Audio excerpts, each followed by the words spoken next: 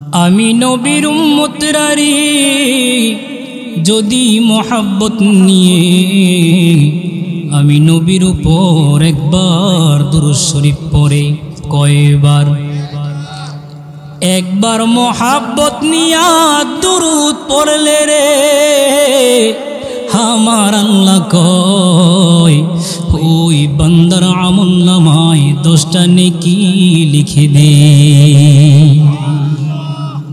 নবী আমার মাথা মুবারক নিচের দিকে রেখেছেন। আল্লাহ ডাক দিয়া কয় বন্ধু বুঝেছি খুশি হন নাই, খুশি হন নাই।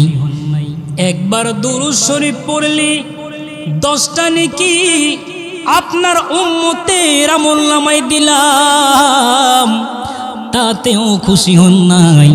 আমি আল্লাহ আরেকটা ঘোষণা করে দিলাম, শুধুমাত্র 10টা নেকি নয়, 10টা নেকি নয়, 10টা নেকি দেওয়ার পরে ওই বান্দার আমলনামা থেকে 10টা গুনাহ আমি আল্লাহ ক্ষমা করে দিব। এই জন্য বলেন রে দুরূদ শরীফের দাম আছে না নাই?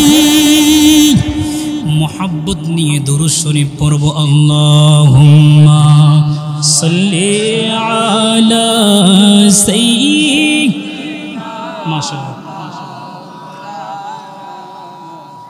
মুহাম্মদ ওয়া আলা আলিহি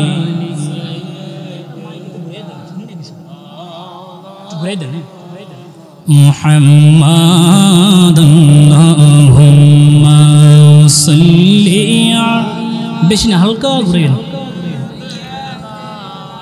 মাওলানা মুহাম্মদ ওয়া আলা আলিহি, ঠিক আছে মাওলানা মারখে দয়াল নবী উঠিলেন পাহাড়ের উপর, ওরে কাতর হইয়া নবী বসিলেন পাথরের উপর। পাথরকে ডাকিয়া বলেন গোপনেতে পরোয়ার মারহাবা কন্যা। আরে পাথরকে ডাকিয়া বলে গোপনেতে পরোয়ার, তুলার মতো নরম হও নড়িও না খবরদার।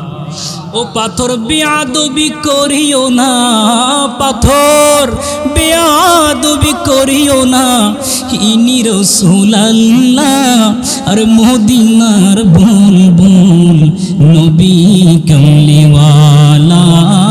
আল্লাহুম্মা সাল্লি আলা সাইয়্যিদিনা মাশাআল্লাহ।